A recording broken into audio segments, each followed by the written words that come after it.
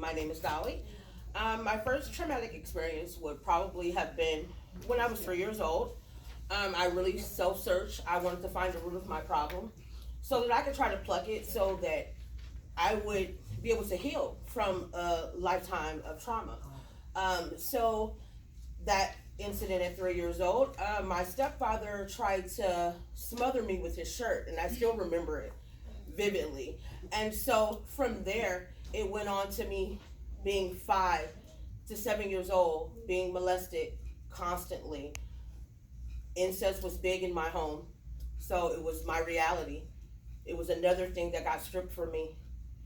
So, moving on, I get to about 14. I have my first baby by my grandfather. So, another thing stripped from me. So, it's no wonder that, when I got sold into sex trafficking before I was grown, no wonder I fell in love with the lifestyle. I found out that money and all these things, I felt like I had some type of power, some type of control, but it destroyed me. I went from there to gang banging, selling drugs, using drugs. But the thing that saved my life is when I went to jail, ironically. One thing I couldn't control, but I didn't need to control that thing. So once I went to jail, I got out, I got my life together. I actually became that program's director. And so I did that for about 3 years before I found St. John's. No, I used to refer my clients to St. John's all the time, but I didn't realize that I would need to use it. So in separating from my husband, who was very abusive emotionally, financially, I just couldn't stand on my own as a woman. I was afraid as a businesswoman to stand in a group or a room full of men and preach and teach and talk to people when I felt so low. I felt like I didn't deserve this platform or this place. I didn't know how to stand out, and I didn't know how to be myself. And so when I came to St. John's, I was so happy because I finally found my capabilities. I found out that I was talented. I found out that I was gifted. I found out that I had a family of women who all knew my story because we all had the same story.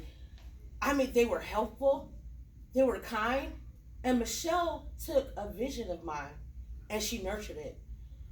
I started making hats as a way to deal with things that were going on in my life because, yeah, I had art therapy and stuff like that. Thanks, Dr. Mark. He hooked me up. But making the hats, there was something, the symbolization of a crown. When women wear hats, their attitudes changes. When you put on a hat, you go from, like me from the projects, this little ghetto little doll, to being a woman with class, a woman with dignity, a woman with elegance. And life is more about what do you see in yourself. And so I created Build a Hat to Save a Life. And so this will be my third annual Build a Hat to Save a Life, and we're actually sponsoring St. John's. Even though it's a small dedication, it's my baby, it's my vision, it was nurtured, it was believed in, and it has been used, and it has been successful to the young ladies who have taken place. So what we do is we will come into a big classroom. I will have a nice little class kind of set up for you. I will also give you certificates for participation. And for you, those of you who are in Highlands, I will give you 100 hours work credit. Okay? Damn.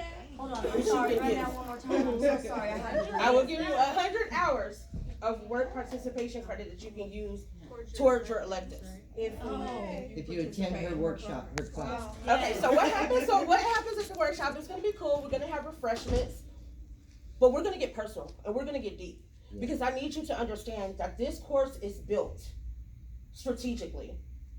Just like we were old, we were something that somebody didn't want anymore. Somebody didn't see any value in us, and we decided that we were gonna rebuild our lives with what was left.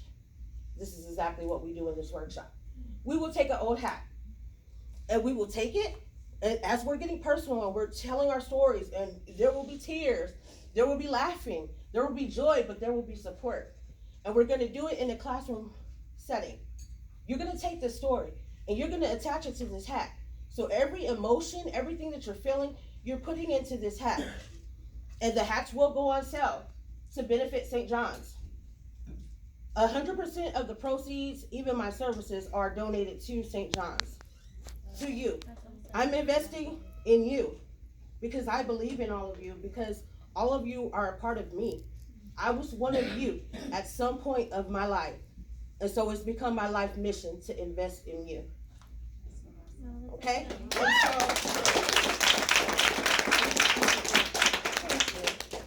At the workshop, there will be plenty of supplies and things like that. And if you've never done it before, it's even better. The people who have never done it before are usually the ones with the most talent.